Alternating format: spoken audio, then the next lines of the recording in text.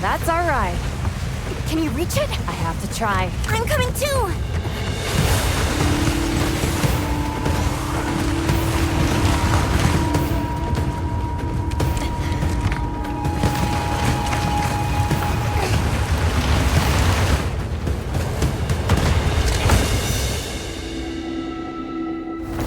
Monster Hunter has absolutely exploded in popularity over the last decade. It began as a niche series on the PS2 has become one of Capcom's flagship franchises. Monster Hunter World breathed new life into the series with open areas, while Monster Hunter Stories 2 brought some much-needed story. Monster Hunter Wilds combines these two concepts for a Monster Hunter that just might be the best yet. The Hunters Guild, the Gamingtrend team, has been exploring the wilds for some time now, and here are their findings. I am Natasha Allen, translating the incoherent Palico noises into the English for David Flynn and Raven Winters. No,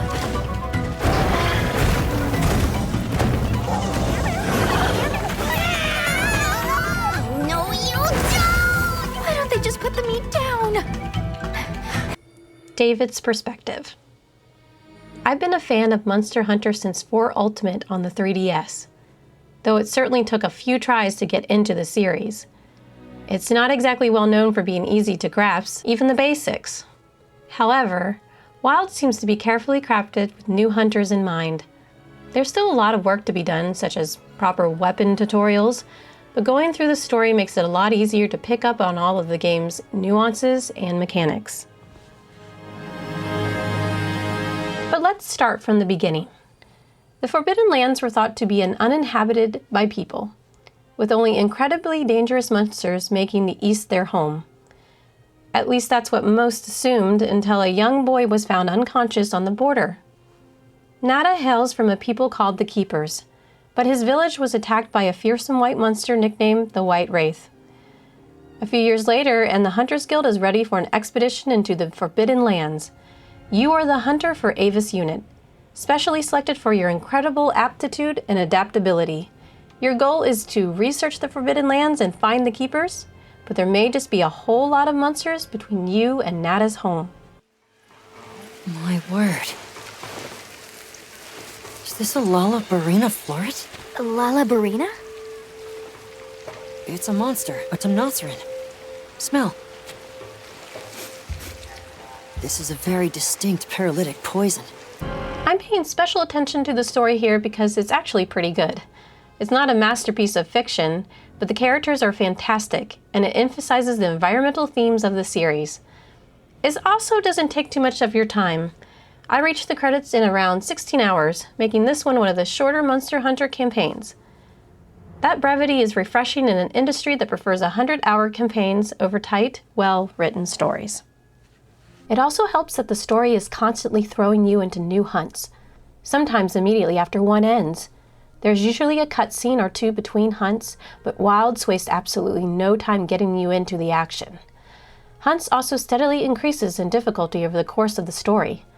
The Chadacabra and Dashaguma are easily enough to take down. Try and fight a Jarakan with a weapon you're not familiar with and unupgraded armor, and you're going to have a bad time. Hunting a monster, then upgrading your gear with parts from that monster so you can hunt even bigger monsters is the core gameplay loop of Monster Hunter, and it feels better than ever in Wilds. The 14 weapon types all feel great to use, and you can carry 2 of them into a hunt now. I stuck with our Lord and Savior, the Sword and Shield, for the majority of the game.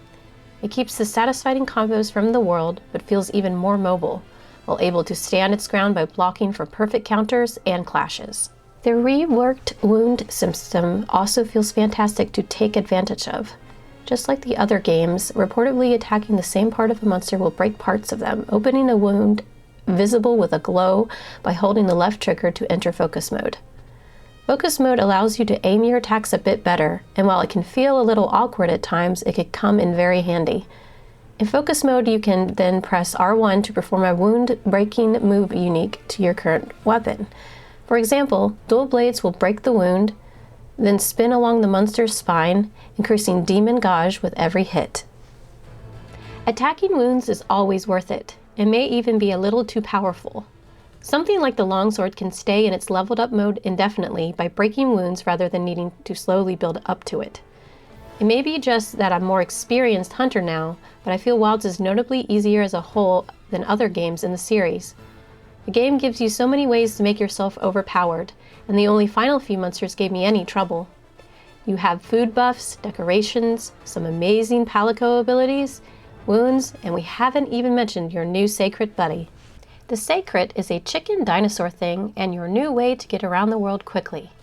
The Palamutes were a great addition to Rise, but it was annoying to have to choose between your doggo or your kitty as a companion in multiplayer. Now your Sacred is always at your side, even when your Palico ditches you in 3 or more player hunts. You can press up on the D-pad at any time to summon them to your side, which is more helpful than you would think at first glance. Here, at any time also includes when you've been knocked down, so anytime you hit the dirt and need to heal, it's a good idea to summon your Sacred. You're not invincible while riding and can be knocked off, but using items on the Sacred makes it way too easy to stay topped off or recover from bad play. Even so, I wouldn't want to get rid of them. They make getting around the world a lot easier, which is important in an open world where you can immediately enter hunt after hunt with no loading or menu needed. You can also make them look like a chocobo. Adorable. This free-flowing structure makes Monster Hunter Wilds addicting, even more than the previous games.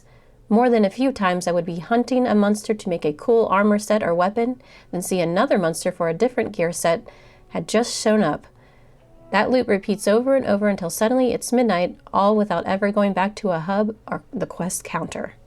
You don't need to worry about missing out on anything either. If you don't have time to hunt a monster right now, you can save the encounter as an investigation right from the map. This includes special variants of monsters too, such as a Tempered and Frenzy, making it incredibly convenient and player-friendly. What isn't player-friendly is the multiplayer. Playing Monster Hunter with friends is one of the most enjoyable parts of the series. From watching your friends get thrown across the map to having someone clutch a hunt with seconds to spare, online has always been a good time. Wilds is certainly better than World in this respect, but not by much. Online play revolves around 3 things: SOS flares, lobbies, and link parties. SOS flares can be used mid-hunt and allow anyone in your current online lobby to join. If no one joins, NPC hunters will come to your aid while you wait, which is incredibly helpful. Lobbies work similar to World, though they're much bigger here and supposedly allowed you to see other players in each area's base camp. We saw this in the beta, but we weren't able to successfully test it due to very low player counts pre-release. Finally, link parties are for when you want to play multiple hunts with a group of up to 4 players. With crossplay, this requires the use of your hunter ID, but good luck finding it or how to enter other players' IDs. Here's a hint. You need to go into your hunter profile, then press in one of the sticks. And to enter someone else's ID, you need to find a way into the multiplayer menu and scroll all the way to the right, as there was no way to access that portion of the menu on its own. Once you're finally in a link party, you won't actually be able to play together immediately. Unlike the rest of the game, you can't just go out into this world alongside your friend and find some monsters to hunt. One of you needs to post a quest first, then the other players can choose to join. For story missions, this means everyone will have to wait until one player finds themselves thrust into a hunt after some cutscenes. To actually venture alongside each other, you need to form a different kind of party called an environmental link, which only appears once you're actually in a link party together. I simply do not understand why this is made to be so complicated and intuitive. Capcom themselves have figured out multiplayer in their other games, so why not with Monster Hunter? At least, playing on PC, I don't have to pay for online. And for the most part, the PC version looks and runs great. On an RTX 4070, 32GB of RAM, and an Intel Core i9-12900K, I'm usually getting above 60 FPS, usually around 80 to 90 at max settings, and 1440p. That's for the most part though, and I experienced more than my fair share of crashes and geometry budgeting out.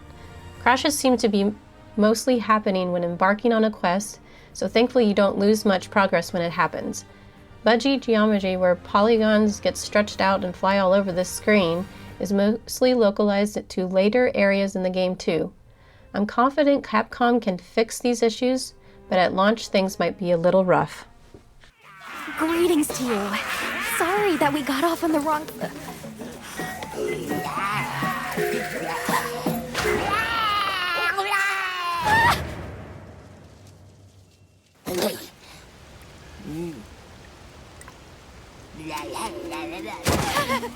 Now to hear on Raven's perspective. There are a lot of reasons that I love Monster Hunter. I've been playing this series for a long time, and up until now, Monster Hunter World has been my favorite. After spending some time in the wilds, my opinion has changed completely. This is the Monster Hunter game for me. Everything in wilds feels better, and the open world gameplay is simply superb. I play on the PlayStation 5 and I have been having a blast. Before diving into what I love, there are a couple of things that I can't stand. For starters, getting into a group is too much of a process.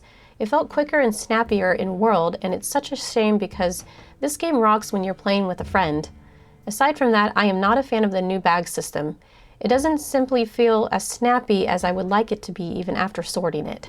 As for the weapons, I love everything that I have gotten to try thus far.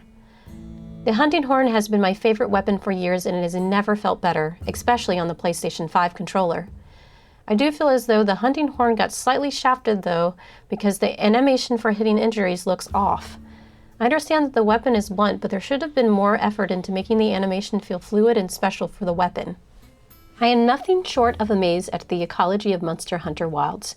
Every monster feels alive, and because the details are more crisp, it is easier to notice the little things. I love watching the birds land and eat what I assume to be bugs off the back of the monsters. Each of the sleeping animations is so amazing, and if you're brave enough to get close, you can see how each monster snores. I think this detail is pretty cute. What really showed me how well the animation team did was the twitchiness of the various spider enemies. They looked so alive. I'm so glad I didn't turn on arachnophobia mode because you miss so much of life when you can't see the little details. I had a lot of fun with Monster Hunter Wilds. It is a fantastic game that seems to consume me every time I turn on the PlayStation 5.